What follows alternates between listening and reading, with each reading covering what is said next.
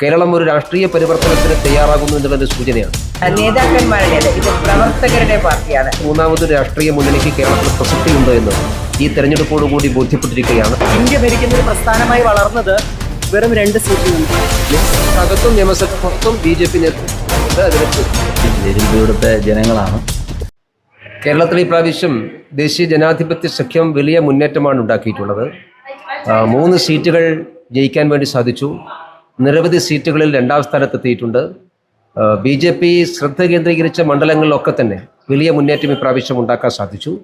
കേരളം ഒരു രാഷ്ട്രീയ പരിവർത്തനത്തിന് തയ്യാറാകുന്നു എന്നുള്ളതിൻ്റെ സൂചനയാണ്.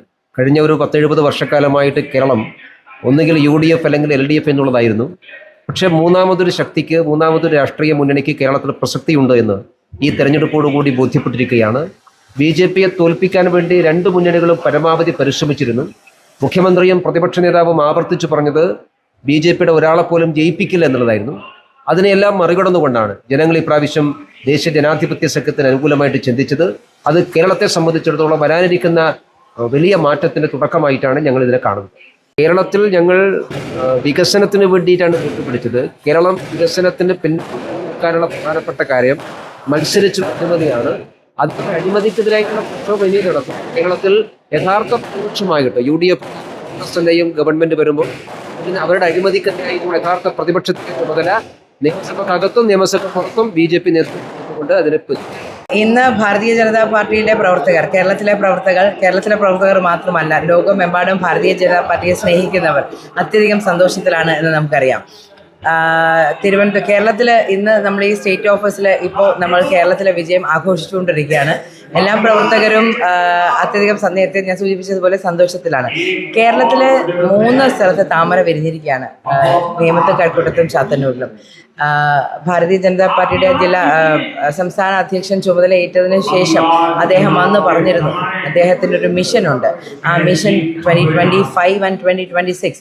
2025 മിഷനിൽ ഞങ്ങൾ കേരളത്തിലെ തിരുവനന്തപുരത്ത് കോർപ്പറേഷൻ പിടിക്കുകയും ഈ ഭാരതീയ ജനതാ പാർട്ടിയുടെ ഓഫീസിൻ്റെ മുന്നിൽ മേയറുടെയും ഡെപ്യൂട്ടി മേയറുടെയും ഒഫീഷ്യൽ വണ്ടി ഇവിടെ വന്ന് കിടക്കുകയും ചെയ്തു. ഇനി കുറച്ച് ദിവസങ്ങൾക്ക് ശേഷം 3 MLA-മാരുടെ വണ്ടിയും കൂടി ഈ 2026 ഭാഗമായിട്ട് പറഞ്ഞിരുന്നു. അന്ന് പ്രവർത്തകരും പറഞ്ഞിരുന്നു, നേതാക്കന്മാരും പറഞ്ഞിരുന്നു 2026 MLA വാഹനങ്ങൾ ഈ ഭാരതീയ ജനതാ പാർട്ടിയുടെ ഓഫീസിൻ്റെ മുന്നിൽ ഉണ്ടാവുന്നു. അത് സാക്ഷാത്കരിക്കാൻ പറ്റിയതിൻ്റെ സന്തോഷത്തിലാണ്. ഇത് കേവലം നമുക്കറിയാം, മോദിജി പറഞ്ഞിട്ടുണ്ട് ഭാരതീയ ജനതാ പാർട്ടി എന്ന് പറയുന്നത് നേതാക്കന്മാരുടേത്, ഇത് പ്രവർത്തകരുടെ പാർട്ടിയാണ്. ഇതിനകത്ത് നേതാക്കന്മാരുടെ എല്ലാം കമ്മിറ്റഡ് ആയിട്ടുള്ള പ്രവർത്തകരാണ്. അങ്ങനെ ഈ വെയിലത്ത്, ഈ തീപ്പൊരി വെയിലത്ത് ഓരോ പ്രവർത്തകരുടെയും വിജയമാണ്, ഓരോ പ്രവർത്തകരുടെയും കഠിനാധ്വാനത്തിൻ്റെ ഫലമാണ് ഇന്ന് കണ്ട ഈ 3 സീറ്റുകൾ എന്ന് പറയുന്നത്. ഇത് കേരളത്തിൽ ഭാരതീയ ജനതാ പാർട്ടിയെ ആക്സെപ്റ്റ് ചെയ്യാൻ ജനങ്ങൾ തയ്യാറാണ് എന്ന് വിളിച്ചോതുന്ന ഒരു കാര്യവും കൂടിയായിരുന്നു. നമ്മൾ കുറച്ച് കാര്യങ്ങൾ, അതായത് മോദിക്ക് ഗ്യാരണ്ടി എന്ന് പറയുന്നുള്ള രാജീവ് ഗ്യാരണ്ടി ഉണ്ടായിരുന്നു. ആ രാജീവേട്ടൻ്റെ ഗ്യാരണ്ടി കേരളത്തിലുള്ള ഈ മറ്റൊന്നും പറയുന്നില്ല. ഞങ്ങൾ സ്പീച്ച്ലെസ് ശരിക്കും പറഞ്ഞു. ഭാരതീയ ജനതാ പാർട്ടിയുടെ ഭാഗമായി ഞങ്ങൾ എല്ലാവരും ഉള്ള സമയത്ത് ഈ സീറ്റുകൾ കേരളത്തിൽ ലഭിച്ചതിന് സന്തോഷം. ഇപ്പോൾ നമുക്ക് 3 സീറ്റാണ് കിട്ടിയിട്ടുള്ളത്. ഒരു ചരിത്രത്തിൻ്റെ ഒരു ആവർത്തനം പോലെയാണ്. അതായത് ഭാരതീയ ജനതാ പാർട്ടി ഇന്ത്യ ഭരിക്കുന്ന ഒരു പ്രസ്ഥാനമായി വളർന്നത് വെറും 2 സീറ്റിൽ നിന്നാണ്.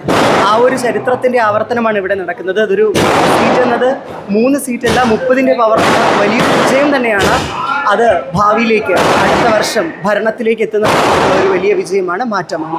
ഞാനല്ല വിജയശില്പി ഇവിടുത്തെ ജനങ്ങളാണ്. നേമത്തെ ജനങ്ങൾ വികസനം ആഗ്രഹിച്ചു. രാജീവ് ചന്ദ്രശേഖർജിക്ക് വേണ്ടിയിട്ട് വോട്ട് ചെയ്തു, വിജയിച്ചു. എന്താണ് അടുത്ത ലക്ഷ്യം?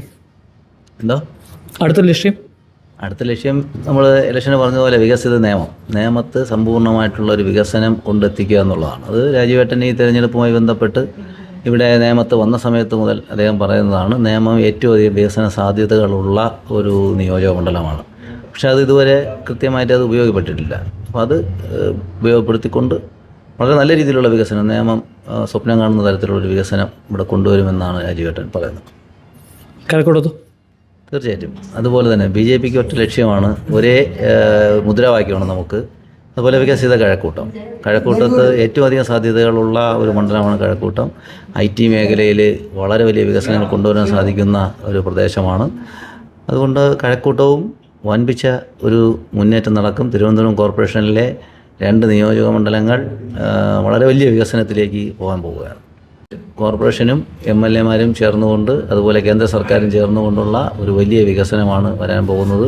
തിരുവനന്തപുരം നിവാസികൾ ആ വികസനത്തിന് വേണ്ടിയിട്ടാണ് ഇവിടെ BJPയെ തിരുവനന്തപുരം കോർപ്പറേഷൻ ഏൽപ്പിച്ചതും അതുപോലെ തന്നെ 2 MLA-മാരെ സൃഷ്ടിച്ചതും. അത് തിരുവനന്തപുരത്തിൻ്റെ ജനങ്ങൾ വികസനം ആഗ്രഹിക്കുന്നത് കൊണ്ട് തന്നെയാണ്. അപ്പോൾ അതുകൊണ്ട് തീർച്ചയായിട്ടും വളരെ വലിയ വികസനം, ജനങ്ങളുടെ ആഗ്രഹത്തിനനുസരിച്ചുള്ളൊരു വികസനം നേമത്ത്, കഴക്കൂട്ടത്തും തിരുവനന്തപുരം ഒട്ടാകെ നടക്കും.